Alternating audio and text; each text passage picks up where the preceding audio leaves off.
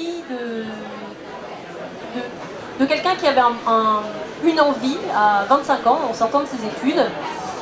C'était d'abord de créer un projet qui serait un véhicule d'expérience et d'apprentissage. Donc j'ai d'abord commencé par rencontrer mon associé qui sortait d'école avec moi et nous nous sommes proposé le défi de monter un projet. Et le premier élément de ce projet, c'était de s'associer à 50-50. Alors, ça semble anecdotique.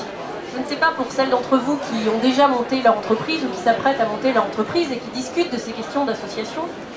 Alors, non seulement s'associer à 50-50, c'est considéré comme l'erreur majeure, mais alors imaginez deux femmes à 50-50, autrement dit deux hystériques qui finiraient bien par se crêper le chignon, c'était vraiment complètement stupide. Bon, 8 ans plus tard, nous sommes toujours associés à 50-50 dans une entreprise qui compte 30 salariés et nous continuons à nous entendre à merveille.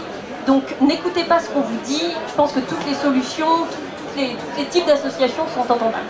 Alors, on a commencé à monter un projet qui au départ était une agence de conseil en mécénat, qui a tout doucement évolué vers une agence de conseil en communication RSE, et c'est resté globalement la même chose. Et pour tout vous dire, en sortant d'école, on ne savait pas ce que c'était une entreprise, et même pour la petite anecdote, la première fois qu'il a fallu facturer des clients, on ne savait pas très bien comment faire une facture, et on avait oublié l'existence de la TVA.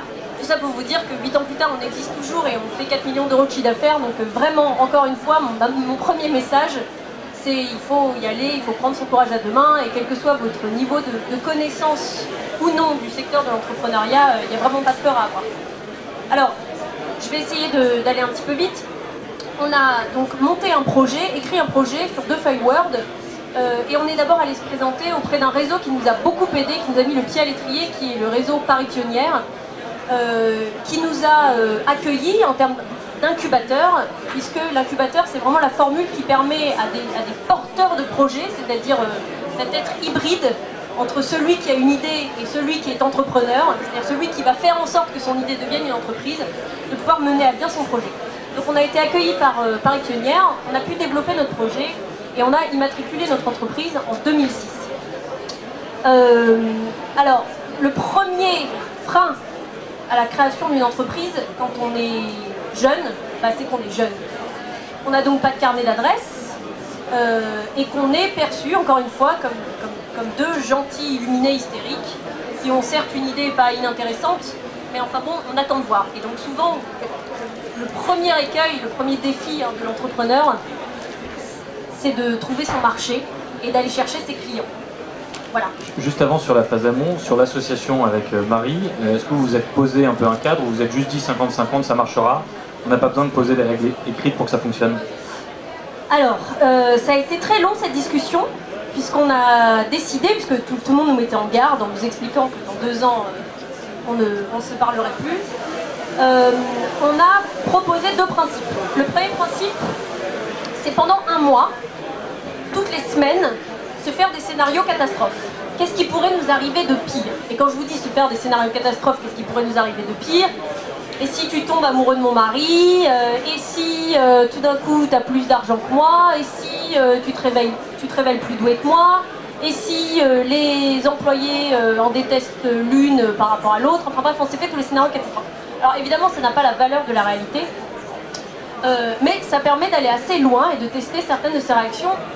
Je vais dire une chose, c'est le seul élément sexué que je vais apporter, c'est que il y a quand même une capacité chez certaines femmes, pas toutes, à pouvoir user du dialogue et aller au fond des choses, qui est assez riche.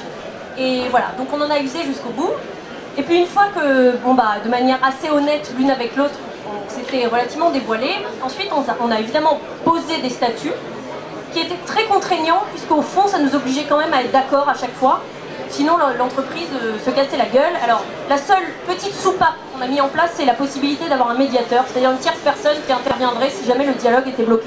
C'est quelqu'un que vous avez nommé dans votre entourage ou quelqu'un complètement tierce? Alors ça a commencé par être notre mentor de Paris Pionnière. Et puis ensuite, on a mis en place un principe qui était au fond la prolongation de cette histoire de scénario. Et c'était une fois par mois, on a mis en place un gueuloir. Le gueuloir, pour la petite histoire, alors nous étions 2 littéraires, le gueuloir c'était le atelier qu'utilisait Flaubert pour tester ses romans. Donc il les criait et il testait sa langue à travers son gueuloir. Et donc nous on avait instauré le gueuloir, c'est-à-dire c'est le moment où on a le droit de se dire toutes les horreurs possibles qui nous ont pesé sur le cœur et sans qu'on ne s'en tienne rigueur une fois qu'on est sorti du gueuloir. Ça pouvait durer 6 heures ce truc. C'était absolument incroyable, mais cette soupape est hyper utile, c'est-à-dire de scénariser le débat, de mettre en avant les différents et de se dire un peu nos vérités qui sont très épidermiques parfois, pas très intéressantes ou parfois plus profondes. Donc voilà, ça nous a permis de faire en sorte que 8 ans plus tard, aucune d'entre nous n'a piqué le mari de l'autre et donc nous sommes toujours associés. Vous en usez encore aujourd'hui ou pas? On en use toujours aujourd'hui, mais cette fois c'est plus une fois par mois, c'est une fois par semaine. Ça c'est la force de la durée au bout d'un moment. Voilà, donc sur l'avancée de l'entrepreneuriat, la deuxième chose c'est évidemment on a commencé sur un business model qui était donc le conseil en mécénat qui a beaucoup évolué et qui a beaucoup évolué parce qu'on a eu beaucoup d'aventures et on a cette caractéristique de n'avoir jamais dit non à l'aventure. Donc 1 an après avoir créé notre agence de conseil en mécénat, on s'est retrouvé dans une histoire où on a eu l'opportunité assez exceptionnelle de créer une entreprise qui s'est appelée kinoreso.com, c'est-à-dire le premier Facebook des intermittents du spectacle. Le ministère de la Culture s'est trouvé avoir un fonds d'innovation pour les intermittents et 200 000 € perdus que personne n'utilisait. Et oui, ça arrive. Vraiment la force des rencontres et des hasards, c'est assez dingue. Et donc on a créé une deuxième entreprise qui s'appelait kinoreso.com où on a créé un réseau social pour les intermittents du spectacle. Donc on s'est retrouvé au bout de 2 ans avec 2 boîtes, donc la nécessité de gérer 2 équipes. Et puis au bout de la 3e année, on s'est vu devant une 3e opportunité de racheter une entreprise d'événementiel. Tout ça pour vous dire, je fais l'histoire très courte évidemment, que notre projet initial n'était pas du tout celui-ci. Et il s'est trouvé qu'on a croisé des opportunités, des gens, des hasards assez sympas, et donc on les a pris. Est-ce que l'histoire est belle tout du long? Non, elle est loin d'être linéaire. Elle est loin d'être linéaire parce que la deuxième entreprise qu'on a créée n'a jamais trouvé son business model. Donc il a fallu la transformer très rapidement. On a créé une boîte web assez classique qu'on a fusionnée avec la première. Et que la boîte d'événementiel s'est révélée un casse-tête sans nom, puisque évidemment on l'a racheté très rapidement. En 6 mois, on n'a pas fait d'audit, on n'avait aucun conseiller, c'était bordel. Une boîte qui perdait 300 000 €, on a eu 3 procès, etc. Vous dire aujourd'hui que je regrette serait faux, parce que j'ai appris énormément de choses. Et donc c'est un peu un autre message, c'est-à-dire qu'il faut évidemment être prêt à affronter pas mal d'épreuves, pas mal d'événements inattendus. Et tout ça, en fait, ça nous fait grandir, et ça nous permet de devenir un meilleur chef d'entreprise. Alors juste pour l'anecdote, je pense que c'est une expérience très intéressante à avoir pour tout entrepreneur en devenir. C'est d'aller se poser une après-midi complète au tribunal de commerce et d'écouter toutes les histoires. C'est très intéressant, d'abord parce que c'est des histoires de gens et des histoires de vie. Vous l'aurez compris, entre Flaubert et l'histoire de vie, on a une petite âme de romancière chez Troistemps. Ensuite, ça vous permet de voir un certain nombre de cas de figure qu'évidemment vous ne pourrez jamais anticiper. Et ensuite, ça vous invite surtout à penser que la justice, c'est quand même pas toujours la solution. Parce qu'au moment où on en arrive là, c'est quand même du gâchis humain assez incroyable. Et que je pense que l'une des grandes qualités à avoir quand on devient chef d'entreprise, évidemment, c'est de trouver son marché, c'est d'avoir une bonne idée, d'avoir un produit, un bon concept marketing, mais c'est quand même d'avoir un feeling humain, parce que quel que soit votre métier demain, vous aurez quand même affaire à des gens. Et donc ça, c'est essentiel d'avoir conscience qu'il va vous falloir gérer avec de la matière humaine, que ce soit vos associés, je l'ai déjà dit, que ce soit vos salariés, que ce soit vos clients, que ce soit vos partenaires. C'est quand même un élément qu'on n'a pas du tout en tête quand on crée son projet, parce qu'on est omnibilé par la bonne idée, par le business plan, par le forecast, etc. Mais la vie d'un entrepreneur, c'est d'abord la vie de rapports humains, de rencontres et de hasard. À t'écouter, on a l'impression que vous avez monté Troistemps uniquement à base d'opportunités. Est-ce qu'il y avait quand même une vision et une ambition pour reprendre un peu le thème aujourd'hui? Est-ce que quand vous avez lancé Troistemps, vous avez dit ça va être une petite agence, on sera 3-4, ça sera sympa? Ou est-ce qu'on sera 30 comme vous l'êtes aujourd'hui? Est-ce que tu regrettes d'être devenu Troistemps, ce qu'est Troistemps aujourd'hui? Est-ce que ça correspond à la vision que vous aviez de ce projet et à l'ambition de ce projet? Alors, vous l'aurez compris, on n'avait pas véritablement d'ambition écrite.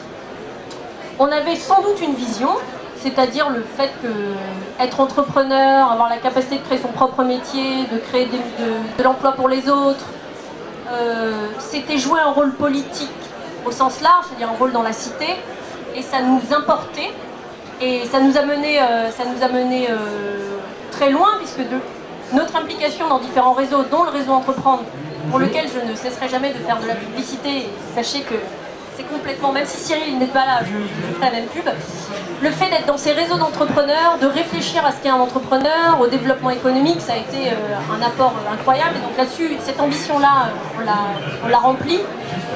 Sans doute, la deuxième ambition, c'était d'apprendre à gérer une équipe, et c'est encore une fois devenir un leader, et je prends ce terme vraiment au sens fort, ça n'arrive pas du jour au lendemain.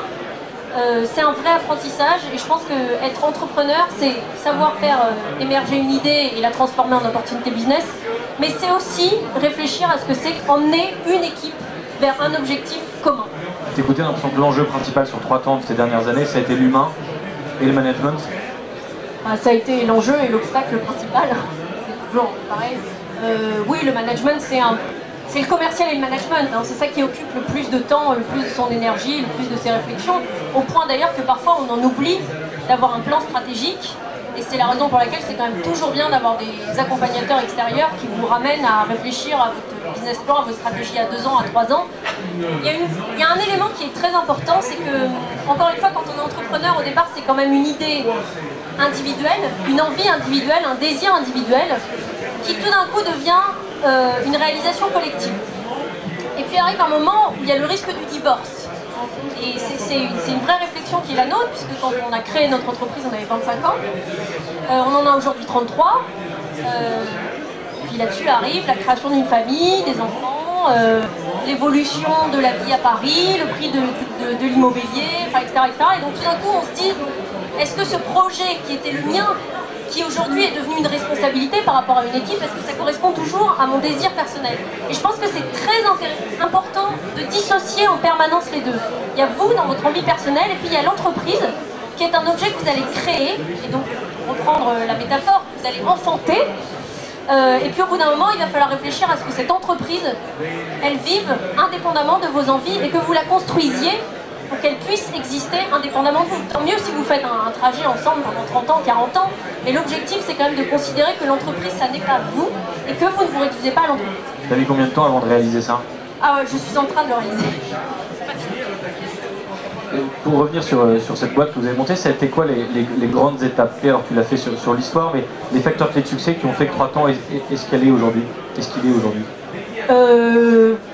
La première chose, et je vais pas mentir, c'est le travail, c'est le boulot, c'est beaucoup de boulot. Et c'est tant mieux, parce que moi je pense que avant la chance, qui est importante, mais arrive le boulot. Le deuxième facteur, ça a été des rencontres. Je le redis et je le redis. C'est-à-dire qu'il faut sortir, aller rencontrer des gens, parler de ses idées, partager, être accompagné, c'est essentiel. On a eu la chance d'être dans l'incubateur Paris Pionnière, on est rentré au réseau Entreprendre, on a été dans une pépinière de la ville de Paris. Donc à chaque fois, on a été en présence d'autres entrepreneurs. Le réseau, c'est un réseau évidemment vertical, c'est-à-dire qu'on va avoir besoin de gens qui ont un carnet d'adresses plus grand, d'avoir des gens qui ont des expertises particulières, mais il ne faut pas négliger le réseau horizontal, c'est-à-dire celui d'avec d'autres entrepreneurs, ceux qui connaissent des difficultés similaires aux vôtres, ceux avec lesquels on peut rentrer en empathie, c'est absolument clé. Voilà, c'est le deuxième facteur clé de succès. Et puis le troisième, encore une fois, il ne faut pas se mentir, la chance, ça joue la chance. Et il faut accepter que de temps en temps on fait le dos rond parce qu'on connaît une période un peu moins faste, mais la chance va revenir. Voilà, donc un peu de pugnacité, je pense que c'est important. La baraka. La baraka, exactement. Et puis, encore une fois, face à ceux qui ont peur, qui veulent garder le secret, qui ont peur qu'on leur pique leurs idées, qui ont peur de se mettre à nu parce qu'en fait ils ne savent pas et du coup ils ont honte de montrer leurs ignorances. Là-dessus, moi je me bats complètement. Il faut partager un maximum, il faut avouer quand on ne sait pas, il faut montrer ses échecs parce que les échecs ça apprend au moins autant, voire 2 fois plus que les réussites, et donc il faut partager tout ça absolument, c'est essentiel. Pour revenir au sujet de l'échange cet après-midi, à t'écouter, surtout j'ai l'impression que vous avez souffert au démarrage d'être jeune, Est-ce qu'il y a pour toi une spécificité de l'entrepreneuriat féminin? Est-ce que tu as dû te battre, est-ce que tu as eu à te battre face à certains partenaires ou autres de clichés ou autres? Est-ce que tu as des conseils à apporter de manière positive au-delà de constats que tu peux faire sur ce sujet? Bon, je suis pas trop partisane de la caricature. Je pense que l'entrepreneur féminin est d'abord un entrepreneur tout court.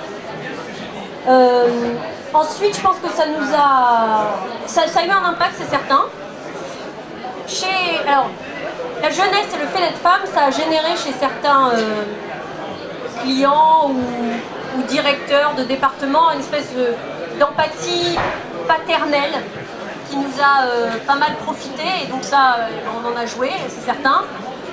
Chez d'autres, ça a provoqué quelques rares, mais suffisamment pour que ce soit notable, petites réactions misogynes. Parce qu'on s'est dit souvent que si on avait été des mecs, on n'aurait pas été considérés tout à fait pareil.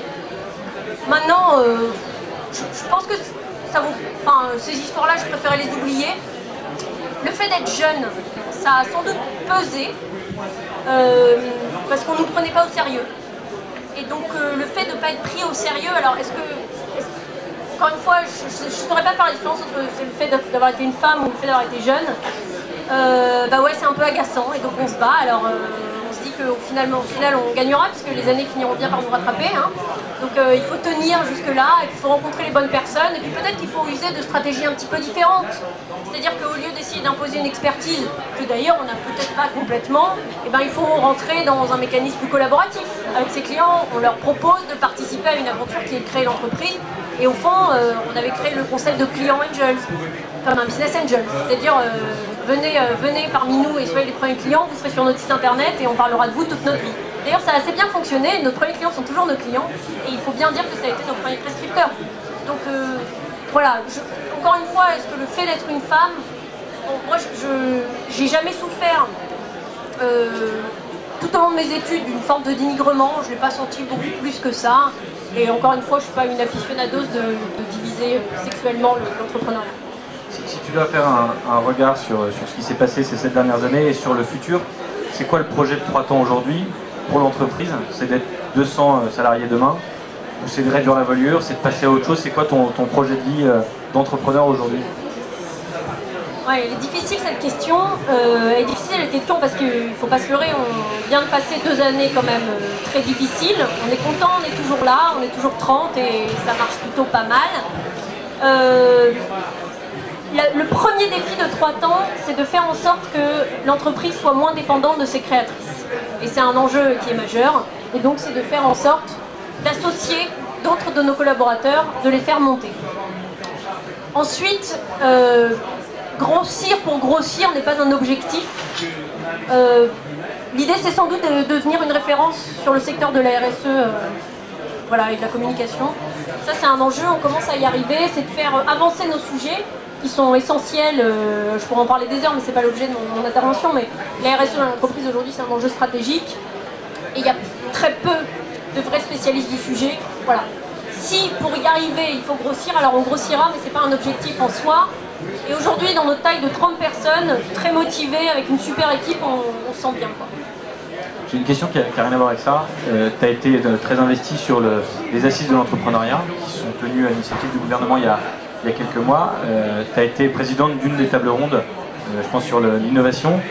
Quel regard tu poses sur l'entrepreneuriat que tu as vécu en 2007, 2006, quand vous avez lancé 3 temps, et l'entrepreneur aujourd'hui? Est-ce que tu as vu une évolution? Est-ce qu'il y a une évolution positive? Est-ce que tu recommandes davantage aux gens de se lancer que tu le faisais en 2007 quand tu t'es lancé?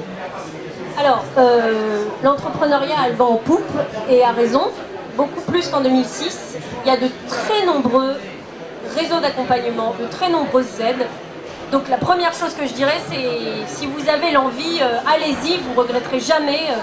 Et même si ça ne fonctionne pas du premier coup, ça fonctionnera du deuxième coup, on ne perd jamais rien. Il y a quelques éléments très concrets qui sont arrivés là récemment. Je vais être un tout petit peu technique, mais il y a eu la suppression de ce qu'on appelle le 040 à la Banque de France. Le 040, c'était ce petit numéro qui vous étiquetait une fois que vous aviez créé votre entreprise et qu'elle avait failli. Vous étiez marqué à vie comme celui qui s'était planté. Voilà. bon, bah, on n'est pas déçu que ce petit numéro soit enlevé, parce que évidemment on louchait un peu sur les Américains qui eux peuvent se planter 3 ou 4 fois et en fait ils trouveront toujours des investisseurs si l'idée est bonne et si l'envie est là, parce qu'on va plutôt reconnaître le fait de s'être lancé dans l'aventure que le fait d'être un loser. Donc il y a cet élément-là et vraiment aujourd'hui je pense que de toute manière les gouvernants n'ont pas beaucoup d'autres solutions que de se tourner vers nous pour être des vrais relais de développement économique, donc ça c'est un vrai point. La deuxième chose dont je témoigne et qui a été vraiment, encore une fois je le ramène à cet élément humain mais assez incroyable, puisque les assises d'entrepreneuriat pendant 3 mois, alors ça s'est peu raconté, pendant 3 mois il y a eu plus de 400 entrepreneurs partout en France qui ont travaillé et réfléchi sur les problématiques de l'entrepreneuriat. Quand je dis partout en France, c'est-à-dire du sud de la France, du nord de la France, qui venaient à Paris et qui sur leur temps personnel et sur leur denier personnel ont financé leur trajet, leur temps de recherche. Alors pour ceux d'entre vous qui sont déjà entrepreneurs, il faut imaginer que quand on a un projet à créer, pour prendre du temps pour réfléchir à l'avenir de la nation, c'est pas évident, parce que déjà on s'occupe de son nombril et on aura raison, et déjà si on monte son entreprise de concrets emplois, on aurait estimé faire quelque chose pour la collectivité. Or, ce qui s'est passé là, c'est vraiment la manifestation d'un esprit, quelles que soient les couleurs politiques, parce que c'était assez dépolitisé ces discussions. L'enjeu principal était de faire avancer la cause entrepreneuriale, et il y a, parmi les entrepreneurs, et je dirais s'il y a une motivation pour créer son entreprise, c'est la rencontre avec d'autres entrepreneurs. C'est quand même d'une richesse incroyable, toutes ces idées, toutes ces volontés, toutes ces ambitions, voilà. Donc, il y a ça qui est très très fort et qui est ressorti beaucoup aux assises d'entrepreneuriat. Et alors, comme encore une fois, je ne fais pas de caricature extrême, j'ai aussi découvert, parce que je ne les connaissais pas, quelques hauts fonctionnaires que j'ai trouvés brillants, réactifs, extrêmement impliqués dans la cause entrepreneuriale, sachant de quoi il était question. Je ne sais pas si c'est une minorité, une majorité, peu importe, mais ce que j'ai découvert, c'est qu'il y avait beaucoup de gens qui étaient prêts à travailler la main dans la main pour faire avancer ce sujet-là. Et donc voilà, une grande famille, quoi, il faut la rejoindre. Les cultures ont changé, il faut entreprendre. Voilà. Les cultures ont changé, les cultures ont évolué. Je pense que l'entrepreneur a une figure d'aventurier moderne. Et de fait, c'est un aventurier moderne, hein, parce que quel que soit ce qu'on vous racontera, c'est-à-dire les formules toutes faites, les business plans tout cadrés, etc., ça se passe jamais comme on l'a prévu, et tant mieux.